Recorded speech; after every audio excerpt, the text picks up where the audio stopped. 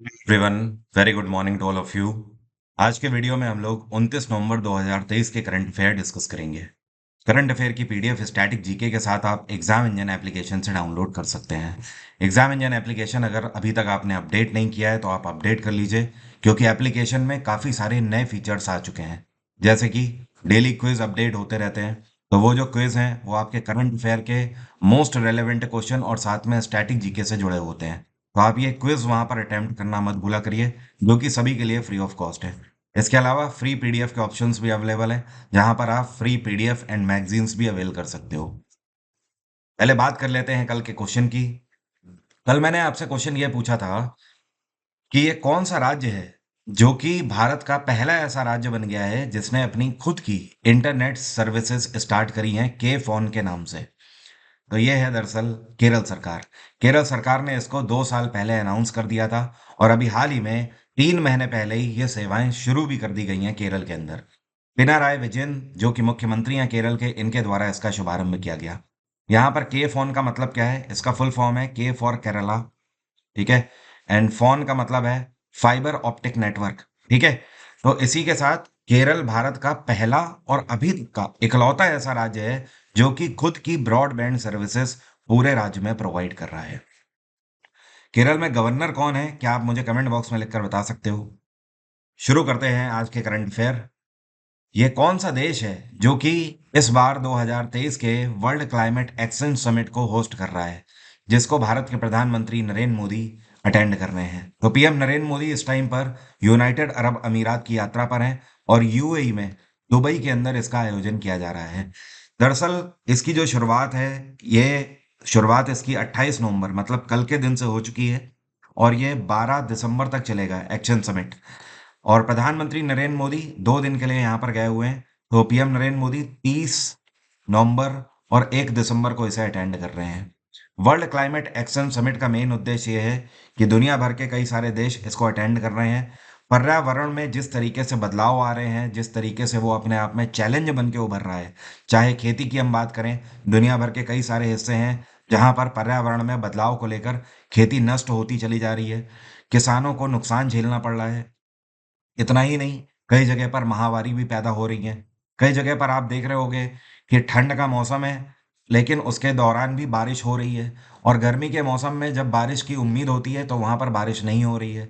तो दोनों ही केसेस में फसलें खराब हो रही हैं। तो ये जो सारे चैलेंजेस हैं, ये ग्लोबल वार्मिंग की वजह से हैं। तो इन सारे चैलेंजेस से कैसे निपटा जाए, ये इसका मेन उद्देश्य है। ध्यान रखिए, पिछले सप्ताह के करंट अफेयर में मैंने आपको बताया था यूएई ने ये जो कॉप 28 मीटिंग है, कॉप का मतलब होता है कॉन्फ्रेंस ऑफ पार्टीज। ठीक है। और इसका 28वां संस्करण अभी आयोजित किया जा रहा है यूएई में। तो कॉप 28 की मीटिंग के जस्ट पहले यूनाइटेड अरब अमीरात की कैपिटल अबू धाबी से 30 किलोमीटर दूर करीब करीब आज तक का सबसे बड़ा सोलर पावर प्लांट इनॉग्रेट किया गया है। तो ये भी आपको ध्यान रखना है। और यूएई में राष्ट्रपति कौन है? ये हैं जायद अल नहान। कौन है? जायद अल नहान। और आपको पता है ऐसे यूनाइटेड अरब अमीरात क्यों बोलते हैं? क्योंकि ये 7 राज्यों से मिलकर बना हुआ है, इस वजह से इसे यूनाइटेड अरब अमीरात बोला जाता है। और जिसमें से एक राज्य है अबू धाबी, जो कि इसकी कैपिटल भी है। उसे आप शहर भी बोल सकते हो। और इसके अलावा इनका एक स्टेट है दुबई, जो कि अब सिटी कहलाता है, पहले ये स्टेट हुआ करता था। तो दुबई इनकी एक तरीके से फाइनेंस कैपिटल है, जैसे भारत की फाइनेंस कैपिटल मुंबई है। और चाइना की कैपिटल है बीजिंग, ब्राजील की कैपिटल ब्राजीलिया, और कनाडा की कैपिटल है ओटावा। ध्यान रखिएगा, उत्तरी अमेरिका का सबसे बड़ा देश है कनाडा, और दक्षिणी अमेरिका का सबसे बड़ा देश है ब्राजील, और एशिया का सबसे बड़ा देश है चाइना। आईएफएफआई अंतरराष्ट्रीय फिल्म महोत्सव जो इस बार आयोजित किया जा रहा है गोवा में, मैंने आपको ये भी पिछले सप्ताह में बताया था। तो इस बार इसका 54वां संस्करण आयोजित किया जा रहा है। तो इसमें कितनी फिल्में स्क्रीन करी गई हैं यूनिसेफ के साथ मिलकर? तो इसमें टोटल यूनिसेफ के साथ 5 फिल्में दिखाई गई हैं। इन 5 में से 2 फिल्में भारत की हैं। ये 2 फिल्में भारत की जो हैं, ये कौन कौन सी फिल्में हैं, तो ये आपको ध्यान रखना इंपॉर्टेंट है। एक तो इसमें भारत की गुजराती मूवी दिखाई गई है, जिसका नाम है गांधी एंड कंपनी। ठीक है, ये गुजराती मूवी है। इसके अलावा एक इसमें दिखाई गई है मूवी जो कि बंगाली मूवी है, इसका नाम है दमू। क्या नाम है? दमू। और दमू की खास बात यह है कि ये नेशनल अवार्ड विनिंग मूवी है। तो ये दो भारतीय मूवी दिखाई गई। इसके अलावा एक यहाँ पर श्रीलंकन मूवी दिखाई गई है। ये जो श्रीलंकन मूवी है इसका नाम है पीकॉक लेमेंट। पीकॉक लेमेंट। ठीक है। और बाकी की दो जो मूवी हैं ये ईरानियन मूवी दिखाई गई हैं। एक का नाम है सिंगो और दूसरी है जिसका नाम है फॉर द सेक ऑफ अवा। फॉर द सेक ऑफ अवा। तो मोस्ट इंपॉर्टेंट थिंग जो आपको ध्यान रखना है, इस बार का IFFI का 54वां संस्करण गोवा के पणजी में आयोजित किया जा रहा है, जिसमें दो फिल्में भारत की दिखाई गई स्क्रीन करके, और एक आपकी हो गई श्रीलंकन मूवी और दो ईरानियन मूवी। बाकी अगर यूनिसेफ की बात करें तो इसकी स्थापना 1946 में करी गई थी। यूनिसेफ का हेडक्वार्टर है न्यूयॉर्क। और यूनिसेफ के एग्जीक्यूटिव डायरेक्टर हैं इस टाइम पे कौन? Katherine M Russell. क्या नाम है? Katherine M Russell. ये कौन सी एयरलाइन कंपनी है जिसके द्वारा आर्टिफिशियल इंटेलिजेंस बेस्ड इनका एक चैट बॉक्स लॉन्च किया गया है? इस चैट बॉट का नाम है सिक्स स्काई। तो इसको लॉन्च किया है इंडिगो ने। अब ये जो सिक्स स्काई चैट बॉक्स है, देखिए चैट बॉक्स का मतलब क्या होता है आपको नहीं पता है तो मैं समझा देता हूँ। कोई भी वेबसाइट है मान लीजिए, ठीक है। अब आप इंडिगो की वेबसाइट पे गए। अब आपको वहां पर इंक्वायरी करनी है, जैसे कि कितने बजे की फ्लाइट है ये, या फिर इस फ्लाइट में कितने स्टॉपेज होंगे, ये सारी चीजें A to Z आपको कोई भी क्वेरी करनी है तो आप देखोगे राइट हैंड पे साइड में कॉर्नर में एक चैट बॉक्स बनकर आएगा, उसी को चैट बॉट बोला जाता है। बॉट का मतलब है रोबोट, ठीक है, जो कि ऑटोमेटिक आपको आंसर करेगा। कोई पीछे इसके बैकएंड पे बैठा नहीं है, ये ऑटोमेटिक आंसर आपको करेगा। आप इससे जो भी क्वेश्चन पूछोगे इंग्लिश में, ये आपको आंसर करेगा। तो अभी तक चैटबॉट जो हुआ करते थे वो सिर्फ इंग्लिश में आंसर करते थे मोस्ट ऑफ द केसेस में, लेकिन ये जो चैटबॉट है ये 10 भाषाओं को सपोर्ट करता है। और ये जो चैटबॉट इन्होंने लॉन्च किया है ये GPT-4 टेक्नोलॉजी पर बेस्ड है। इंडिगो का कहना है कि ये दरअसल जो सेवा एजेंट है उनकी 75% तक क्वेरीज को कम कर देगा। मतलब आप अगर डायरेक्ट कॉलिंग करते हो इंडिगो में कोई भी इंक्वायरी करने के लिए, तो उनके 75% बर्डन को ये कम कर देगा। इंडिगो एक ऐसी एयरलाइन है जिसकी शुरुआत भारत के अंदर 2006 में करी गई थी। इसका हेडक्वार्टर है गुरुग्राम। और ध्यान रखिएगा इंडिगो भारत की वो एयरलाइन है जिसकी सबसे ज़्यादा डोमेस्टिक फ्लाइट्स हैं। मतलब आप बोल सकते हो इनके पास सबसे ज़्यादा डोमेस्टिक एयरक्राफ्ट्स भी हैं और सबसे ज़्यादा डोमेस्टिक फ्लाइट्स भी हैं। इस टाइम पर इनके पास 1300 से ज़्यादा एयरक्राफ्ट हैं। तो पूरे भारत भर में इंडिगो सबसे सस्ती एयरलाइन भी मानी जाती है, और अगर एक शहर से दूसरे शहर में आपको जाना है तो सबसे ज़्यादा एयरलाइन ऑप्शन भी इन्हीं के पास आपको मिलेंगे। और इसके जो चेयरपर्सन है इंडिगो के इस टाइम पे, ये हैं वी सुमंत्रन। वी सुमंत्रन। ये कौन है जिनको अभी फिनो पेमेंट बैंक में पार्ट टाइम चेयरपर्सन के रूप में अपॉइंट किया गया है? पार्ट टाइम चेयरपर्सन इसके बनाए गए हैं रजत कुमार जैन। और कोई भी पेमेंट बैंक हो भारत का, उसमें जो चेयरपर्सन अपॉइंट किए जाते हैं वो RBI की मंजूरी से ही किए जाते हैं। तो रिजर्व बैंक ऑफ इंडिया ने ही एक तरीके से इनका अपॉइंटमेंट अप्रूव किया है। तो अब से ये पार्ट टाइम चेयरपर्सन के रूप में कार्यरत रहेंगे जब तक full time chairperson Fino payment bank के नहीं आ जाते। फिनो पेमेंट बैंक की स्थापना साल 2006 में करी गई थी। इसका हेडक्वार्टर है मुंबई। और फिनो के CEO हैं इस टाइम पे ऋषि गुप्ता। क्या नाम है इनका? ऋषि गुप्ता। और जो आपको पिक्चर में दिखाई दे रहे हैं ना, रजत कुमार जैन, इससे पहले ये डिज्नी इंडिया में मैनेजिंग डायरेक्टर भी रह चुके हैं। और साथ में अगर बात करी जाए तो एक कंपनी है जिसका नाम है जेरोक्स इंडिया, इसमें भी ये मैनेजिंग डायरेक्टर रह चुके हैं। इनकी अपनी खुद की भी एक कंपनी है जिसका नाम है पैडअप। क्या बोलते हैं? पैडअप। पैडअप एक ऐसी कंपनी है जो कि न्यू टेक्नोलॉजी से जुड़ा हुआ कोई भी स्टार्टअप स्टार्ट करते हैं तो उनको मदद करने का काम करते हैं। ये कौन है जिनको HDFC बैंक के नए डायरेक्टर के रूप में अपॉइंट किया गया है? तो इनका भी appointment reserve bank of India के द्वारा किया गया है। जो आपको पिक्चर में दिखाई दे रहे हैं ये है हर्ष कुमार भनवाला। ये आज की डेट में बहुत बड़ा नाम है। उसका कारण है कि इससे पहले ये नाबार्ड के भी चेयरपर्सन रह चुके हैं। तो नाबार्ड में अपना समझ लीजिए पूरा एक कार्यभार ग्रहण करके उसे खत्म भी कर चुके हैं। और अब एक ये भारत के सबसे बड़े बैंक में डायरेक्टर की पोस्ट सर्व करने के लिए भी तैयार है। मैंने ऐसा इसलिए कहा कि पिछले साल ही HDFC बैंक का मर्जर जब HDFC लिमिटेड से हो गया, तब इसने वैल्यूएशन के आधार पर स्टेट बैंक ऑफ इंडिया को भी पीछे छोड़ दिया। मतलब आप आज की डेट में बोले कि मार्केट वैल्यू के आधार पर भारत का सबसे बड़ा बैंक कौन सा है, तो वो है HDFC बैंक। दूसरे नंबर पे स्टेट बैंक ऑफ इंडिया है। और जो इनका पदभार है वो पदभार इनका अगले 3 सालों के लिए रहेगा। मतलब ये जो पदभार ग्रहण करेंगे 25 जनवरी 2024 से अपॉइंटेड हैं और ये 2027 तक 24 जनवरी के दिन तक अपनी पोस्ट पर रहेंगे। एचडीएफसी बैंक की स्थापना 1994 में करी गई थी। इसका हेडक्वार्टर है मुंबई और एचडीएफसी बैंक के सीईओ हैं शशिधर जगदीशन। कौन है? शशिधर जगदीशन। अभी हाल ही में अंकोर वाट जो कि एक जगह है कंबोडिया के अंदर है, ठीक है, इसको ग्लोबल रिकॉग्निशन के तौर पर कौन सा टाइटल दिया गया है? तो अंकोर वाट को दुनिया का 8वें अजूबा का टाइटल दिया गया है। अभी तक पूरे दुनिया में 7 वंडर्स माने जाते थे, जिसमें से भारत का एक ताजमहल भी है। लेकिन अब कंबोडिया के अंदर अंकोर वाट जो है इसको 8वां अजूबा डिक्लेयर कर दिया गया है। अंकोर वाट को इससे पहले यूनेस्को के द्वारा 1992 में वर्ल्ड हेरिटेज लिस्ट में भी शामिल किया गया था। अब सवाल यह है कि अंकोर वाट में ऐसा है क्या? देखिए, ध्यान रखिए, अंकोर वाट एक ऐसी जगह है दुनिया भर में जहां पर सबसे ज्यादा मंदिर एक ही जमीन पर स्थित है, ठीक है। और ये जो मंदिर है ये हिंदू धर्म से भी रिलेटेड है और बौद्ध धर्म से भी रिलेटेड है। यहाँ के मंदिरों की खास बात यह है कि ये भगवान शिव, ब्रह्मा और विष्णु तीनों भगवान से एसोसिएटेड है और साथ में बौद्ध धर्म से भी एसोसिएटेड है। अब अगर मैप में मैं आपको दिखाऊं कंबोडिया कहाँ पर है, तो ये देखिए, ये भारत है हमारा। जब आप इधर साउथ ईस्ट की तरफ आते हो तो यहाँ पर आपको बांग्लादेश मिलता है, फिर म्यांमार मिलेगा, फिर नीचे आपको मिलेगा थाईलैंड, और थाईलैंड से लगी हुई सीमा रेखा ये आपको मिलती है कंबोडिया की। तो ये स्थित है कंबोडिया। कंबोडिया की जो सीमा रेखा है ये वियतनाम और थाईलैंड दोनों से लगती है। तो आप इधर में जितने भी कंट्रीज देखोगे ऑलमोस्ट, चाहे आप इंडोनेशिया तक ही क्यों ना चले जाओ, जो कि दुनिया में सबसे बड़ी मुस्लिम पॉपुलेशन वाला कंट्री है, इंडोनेशिया में आपको हिंदू माइथोलॉजी के मंदिर देखने को मिलेंगे, बौद्ध माइथोलॉजी के भी मंदिर देखने को मिलेंगे। उसी तरीके से कंबोडिया में जो अंकोर वाट है ये दुनिया का एक ऐसा जगह या परिसर आप बोल सकते हो जहां पर एक साथ इतने सारे मंदिर इस्टेब्लिश्ड हैं। इस वजह से इसको दुनिया का 8वां अजूबा अब डिक्लेयर कर दिया गया है। और कंबोडिया की कैपिटल क्या है?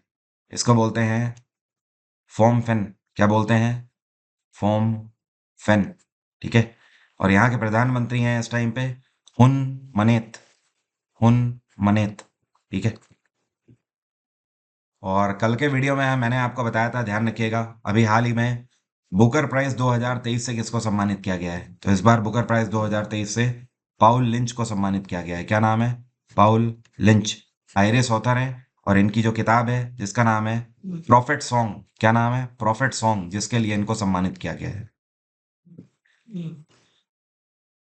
अभी हाल ही में डेविस कप 2023 में पूरे 47 वर्षों के बाद इटली ने कौन से देश को हराकर इस बार डेविस कप अपने नाम कर लिया है? इटली ने इस बार ऑस्ट्रेलिया को हरा दिया है और 47 वर्षों के बाद ये टाइटल अपने नाम किया है। डेविस कप टेनिस खेल से एसोसिएटेड है। और आपको पता है डेविस कप में टोटल कितनी टीमें खेलती हैं? जानकर आपको अचंभा होगा, 155 टीमें खेलती हैं पूरे दुनिया की। डेविस कप बहुत पुराना टूर्नामेंट है। इसकी शुरुआत सन 1900 में करी गई थी।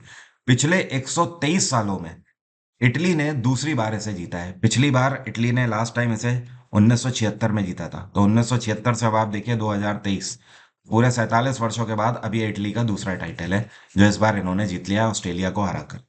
आज तक सबसे ज्यादा बार डेविस कप टाइटल किसने जीता है? तो ध्यान रखिएगा, अमेरिका ने सबसे ज्यादा बार जीता है। टोटल 32 टाइटल है अमेरिका के पास डेविस कप के। और इटली की कैपिटल है रोम। और यहाँ पे सरकार किसकी चल रही है? यहाँ की प्रधानमंत्री है जॉर्जिया मेलोनी। क्या नाम है? Giorgia Meloni. अभी G20 शिखर समिट में ये भारत में भी आई थी और उस टाइम पर काफ़ी सुर्खियां इन्होंने बटोरी थी। और अमेरिका की कैपिटल है वॉशिंगटन, ऑस्ट्रेलिया की कैपिटल है कैनबरा, स्पेन की कैपिटल मैड्रिड और फ्रांस की कैपिटल पेरिस। भारत सरकार के द्वारा फैसला लिया गया कि Ayushman Bharat health and wellness centre जितने भी भारत में खुले हुए हैं उनको अब एक नया नाम दिया जाएगा। ये नया नाम क्या होगा? तो सरकार का कहना है अब से इनको हेल्थ एंड वेलनेस सेंटर के नाम से नहीं जाना जाएगा। अब से इनका नया नाम होगा आयुष्मान आरोग्य मंदिर। कहने का मतलब यह है कि आयुष मंत्रालय के अंतर्गत पूरे भारत भर में ऐसे सेंटर जो खोले गए हैं जो कि लोगों को आयुष मंत्रालय से जुड़ी हुई भारत सरकार की तरफ से दी जाने वाली जो सस्ती दवाएं हैं वो प्रोवाइड करने का काम करते हैं, लोगों के हेल्थ केयर करने का काम करते हैं। तो अब इन्हें आरोग्य मंदिर के नाम से जाना जाएगा। इस टाइम पे हेल्थ मिनिस्टर हैं मनसुख मांडवीय। कौन है? मनसुख मांडवीय।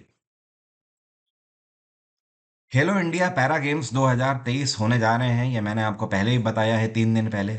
और इस बार खेलो इंडिया के अंदर पैरा गेम्स जो हैं, ये इनका पहला संस्करण होगा जो कि आयोजित किया जा रहा है। और ये नई दिल्ली में खेले जाएंगे।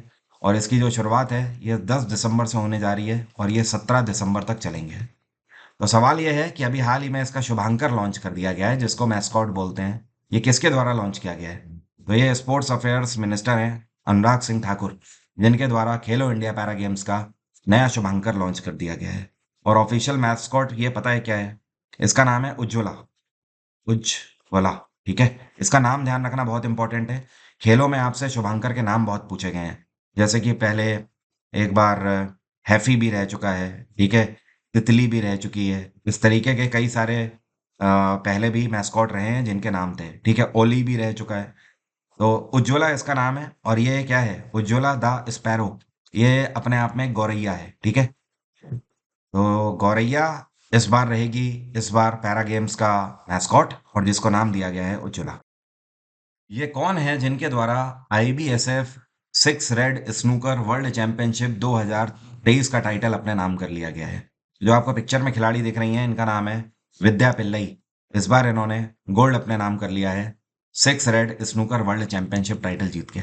इस बार इस चैंपियनशिप का आयोजन कतर की कैपिटल दोहा में किया गया। और विद्या पिल्लई ने इसके अंदर सेमीफाइनल में चाइनीज खिलाड़ी हैं जिनका नाम है बाई युलू। ठीक है। बाई युलू को हराया। और फाइनल राउंड में इन्होंने भारत की ही खिलाड़ी अनुपमा रामचंद्र को हराया। तो अनुपमा रामचंद्रन जो है, इन्होंने सिल्वर जीता है और गोल्ड जीता है विद्या पिल्लई ने। और इसका वेन्यू भी आप ध्यान रखें, दोहा में इसको आयोजित किया गया। रेड प्लैनेट डे कौन से दिन मनाया जाता है? हिंदी में बोलें तो लाल ग्रह दिवस। लाल ग्रह किसको बोलते हैं? ये मार्स को बोलते हैं, मंगल ग्रह को। तो ये दिवस हर वर्ष 28 नवंबर को मनाया जाता है। ऐसा क्या हुआ 28 नवंबर को कि ये दिवस मनाया जाता है? देखिए, सबसे पहली बार 1964 में नासा के द्वारा एक स्पेस क्राफ्ट भेजा गया था जिसका नाम था मैरिनर 4। ठीक है। ये मंगल ग्रह पर पहुंचने वाला पहला एयर स्पेस क्राफ्ट था पूरे दुनिया में। इस वजह से 28 नवंबर को हर वर्ष नासा के द्वारा और उसके बाद यूनाइटेड नेशंस के भी द्वारा रेड प्लैनेट डे के रूप में मनाया जाता है। और दुनिया में पहले ऐसे व्यक्ति कौन है जिन्होंने मार्स को देखा था? तो ये हैं गैलीलियो गैलीली, जिनके द्वारा टेलीस्कोप का यूज करके सबसे पहले मंगल ग्रह को देखा गया था। इसको रेड प्लैनेट इसलिए बोलते हैं कि मंगल ग्रह में दरअसल लाल मिट्टी पाई जाती है, जो कि रॉक और मेटल से बनी हुई है। तो दूर से ये हल्के लाल रंग का प्रतीत होता है, जिसकी वजह से इसको रेड प्लैनेट बोला जाता है। मंगल ग्रह की कितनी सैटेलाइट है? तो दो इसकी सैटेलाइट है, एक जिसका नाम है डेमोस और दूसरी जिसका नाम है फोबोस। ठीक है। ये दो सैटेलाइट हैं, जैसे अर्थ की है ना एक ही, जिसको मून बोलते हैं, चंदा मामा। उसी तरीके से मार्स की दो हैं, डेमोस और फोबोस। भारत का सबसे बड़ा टाइगर रिजर्व कहाँ पर स्थापित किया जाएगा? तो मध्य प्रदेश सरकार ने फैसला लिया है कि भारत का अभी तक का सबसे बड़ा टाइगर रिजर्व स्थापित करेंगे। और कहाँ पर? मध्य प्रदेश के अंदर दमोह में। दरअसल ये किया कैसे जाएगा, समझिए। दमोह के अंदर इस टाइम पर दो सेंचुरी हैं। एक जिसको बोलते हैं, यहां पर मैं लिख देता हूं, नोरा देही सेंचुरी। ठीक है।